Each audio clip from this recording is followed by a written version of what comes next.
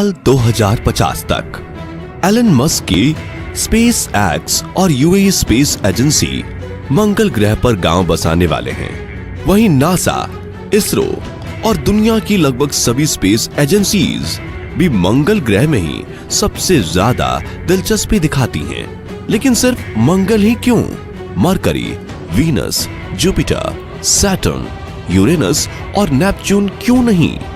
और क्या मंगल ग्रह पर इंसानों का जिंदा रहना मुमकिन है? जानने के लिए पूरा वीडियो जरूर देखिए, क्योंकि आज हम मार्स पर हुई डिस्कवरीज से लेकर फ्यूचर कोलोनाइजेशन तक डिटेल्स में बात करेंगे। सबसे पहले हम थोड़ा मंगल ग्रह के बारे में जान लेते हैं। दोस्तों, हमारे सौर मंडल में एक सूर्य और 8 ग्रह हैं। ये सभी ग्रह हर पल सूर्य के चारों ओर चक्कर लगाते रहते हैं। मंगल सौर मंडल में हमारा पड़ोसी ग्रह है, जहां पृथ्वी सौर मंडल में तीसरे नंबर पर है और सूरज से करीब 9.3 करोड़ मील दूर है। वहीं मंगल 14.2 करोड़ मील दूर होने के साथ चौथे नंबर पर है।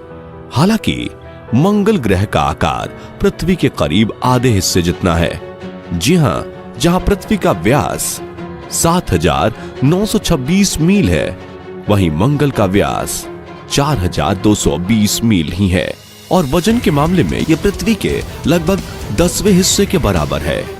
और मंगल को सूर्य का चक्कर लगाने में करीब 687 दिन लगते हैं, यानी लगभग 2 साल का समय लगता है, जो पृथ्वी से करीब 2 गुना है। वैज्ञानिक क्यों दिखा रहे हैं मंगल ग्रह में दिलचस्पी? तो साथियों, साइंटिस्ट मार्स यानी मंगल ग्रह पर इंसानों के रहने की कल्पना इसलिए करते हैं क्योंकि मंगल ग्रह पर दिन रात का चक्र लगभग पृथ्वी जैसा है और मंगल का एक दिन हमारे दिन से सिर्फ 37 मिनट बड़ा है, जो कि इंसानी शरीर के अनुकूल माना जा सकता है। मंगल ग्रह के पत्थर और मिट्टी पर रिसर्च करने के बाद रिसर्चर्स को यह बात पता चली कि आज से करीब 3.5 अरब साल पहले मंगल ग्रह पर भी पृथ्वी की तरह ही बहुत सारा पानी तरल के रूप में मौजूद था। और आज जैसे पृथ्वी का 71% हिस्सा पानी से बना हुआ है, वैसे ही उस वक्त मंगल के 20% हिस्से पर पानी मौजूद था। यहाँ पर बहुत बड़े समंदर, नदियां और तालाब थे जो पानी से भरे रहते थे। और आज भी वैज्ञानिकों को मंगल ग्रह की सतह पर इन नदियों के निशान देखने को मिलते हैं। इसलिए आज से अरबों साल पहले मंगल ग्रह भी हमारे नीले ग्रह पृथ्वी जैसा ही दिखाई देता था और इसकी क्लाइमेट कंडीशन भी हमारे पृथ्वी से काफी ज्यादा मेल खाती थी। लेकिन धीरे धीरे ये पानी सूखता गया और क्लाइमेट कंडीशन में बदलाव आने की वजह से यह ग्रह सूखा और बंजर बनता चला गया। जब मार्स पर वाटर और एटमॉस्फेयर मौजूद था, तभी वहां एक एवरेज टेम्परेचर पृथ्वी से सिर्फ कुछ डिग्री कम होता था। ऐसा इसलिए क्योंकि मंगल और सूरज के बीच की दूरी ज्यादा थी, इसलिए मंगल पर सूरज की गर्मी पृथ्वी से कम पहुंचती थी। लेकिन इसी सूरज ने मंगल ग्रह के वातावरण को तबाह किया। जी हां, आपने सही सुना। दरअसल आज से करीब 4 अरब साल पहले मार्स प्लेनेट के लोअर मास और डेंसिटी की वजह से उसका इनर कोर रैपिडली ठंडा हो रहा था। और हम सब जानते ही हैं कि अगर इनर कोर ही नहीं तो मैग्नेटिक फील्ड भी नहीं। और उस वक्त मंगल ग्रह ने अपने मैग्नेटिक फील्ड को खो दिया, जिस वजह से इसका सारा पानी अंतरिक्ष में जाने लगा। असल में जब अंतरिक्ष में मौजूद किसी ग्रह के पास अपनी मैग्नेटिक फील्ड नहीं होती, तो सूर्य से आने वाले रेडिएशन उसके एटमॉस्फेयर को पूरी तरह से नष्ट कर देते हैं।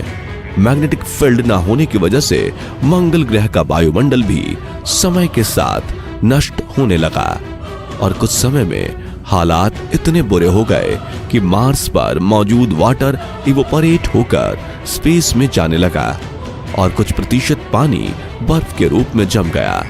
यानी आज मंगल पर द्रव्य के रूप में एक भी बूंद पानी मौजूद नहीं है।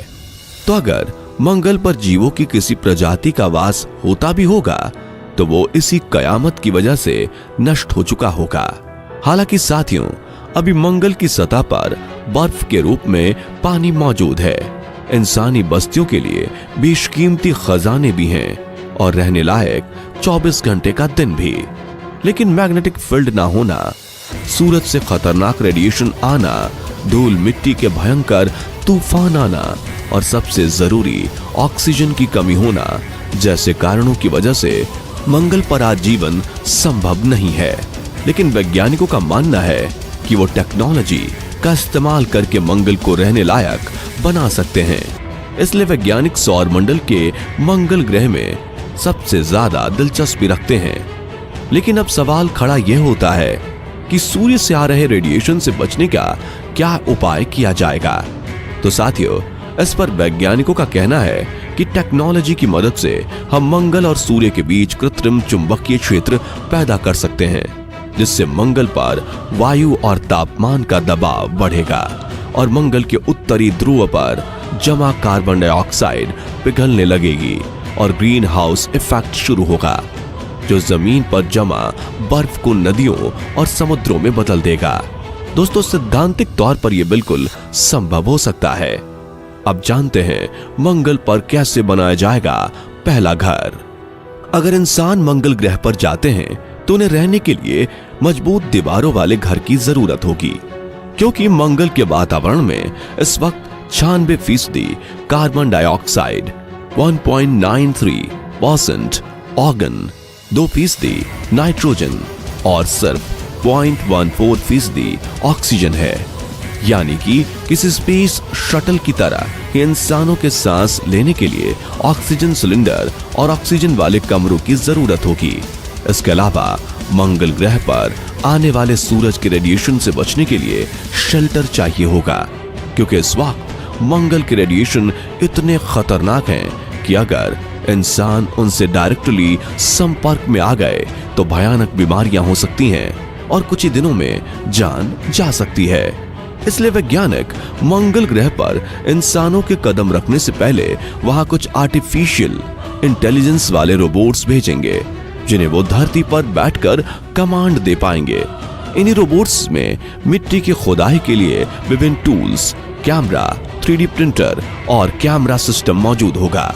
ये रोबोट्स सेंसर के जरिए मंगल ग्रह पर खास मिट्टी की तलाश करेंगे। पर मिट्टी की खुदाई करने वाले रोबोट्स मंगल की सतह पर खुदाई का काम शुरू करेंगे, जिसके बाद दूसरे रोबोट्स मिट्टी को उठाकर उसके रिफाइनिंग यूनिट्स तक ले जाएंगे, जिसके बाद तीसरा रोबोट मिट्टी को 3D प्रिंटिंग यूनिट तक ले आएगा, जो 3D प्रिंटिंग के जरिए इस मिट्टी से मजबूत शेल्टर बनाएंगे। इस तरह मंगल ग्रह पर घर बन जाएंगे।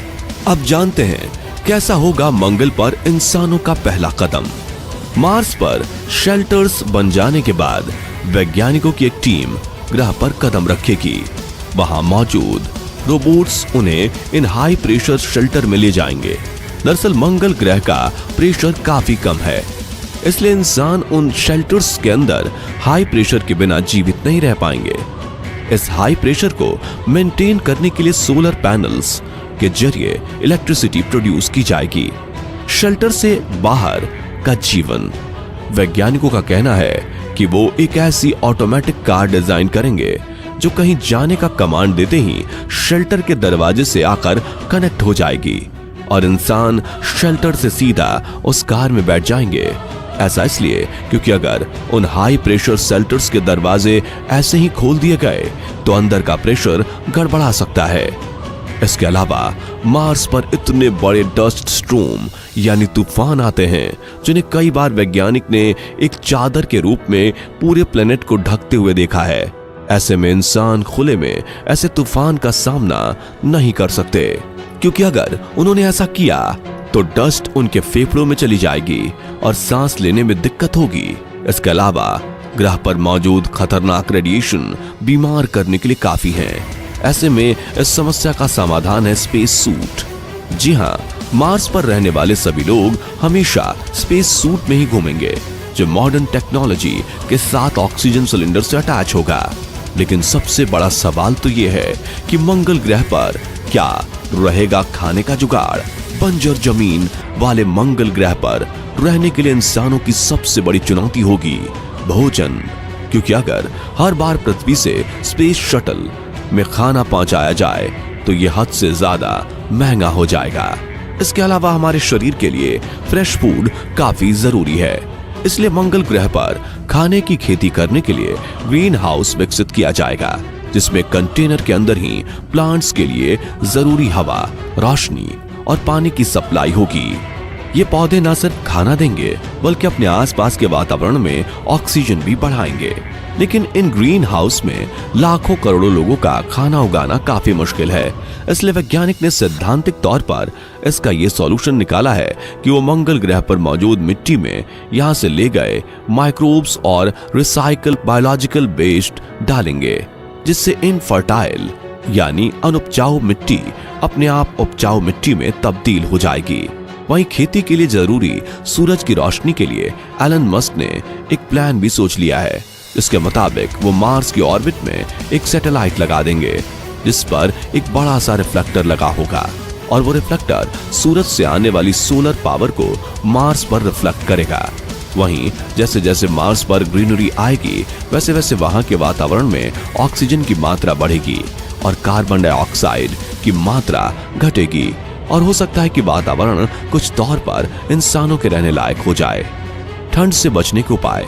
मार्स को क्लोनाइज करने का सपना देखने वाले एलन मस्क की माने तो मंगल ग्रह की सतह पर न्यूक्लियर विस्फोट करके उसके वायुमंडल को पृथ्वी की तरह घना बनाया जा सकता है, क्योंकि मंगल ग्रह की ऊपरी सतह के नीचे काफी मात्रा में कार्बन डाइऑक्साइड मौजूद है और विस्फोट की वजह से जमीन से निकली कार्बन डाइऑक्साइड ग्रह के तापमान को काफी ज्यादा बढ़ा देगी, जिससे वहां की सर्द रातों से बचा जा सकता है। दरअसल इस वक्त मंगल ग्रह का वायुमंडल इतना पतला है कि वो सूर्य से आने वाली रेडिएशन को रोक तो नहीं पाता, साथ ही इसी वजह से सूरज की रोशनी से आने वाली हीट मंगल की सतह से टकराकर फिर से अंतरिक्ष में चली जाती है। इसी वजह से मंगल पर रात का तापमान -99 डिग्री सेल्सियस तक चला जाता है, लेकिन घने वातावरण की वजह से यह हीट ग्रह पर रहेगी और जमा देने वाली ये ठंड धीरे धीरे कम हो जाएगी। हालांकि थियोरीज में मंगल को रहने लायक बनाना जितना आसान है, असल में उससे भी ज्यादा मुश्किल और महंगा है। इसलिए अब देखना यह है कि वैज्ञानिक मंगल ग्रह पर जीवन बसाने का सपना पूरा कर पाते हैं या नहीं। तो दोस्तों, अगर भविष्य में मंगल ग्रह पर ह्यूमन क्लोनाइजेशन होती है तो क्या आप पृथ्वी छोड़कर मंगल पर रहने जाएंगे? कमेंट करके जरूर बताइएगा। और जानकारी पसंद आई हो तो वीडियो को लाइक और शेयर करने के साथ ही हमारे चैनल को सब्सक्राइब करके नोटिफिकेशन बेल जरूर प्रेस कर दीजिए। धन्यवाद।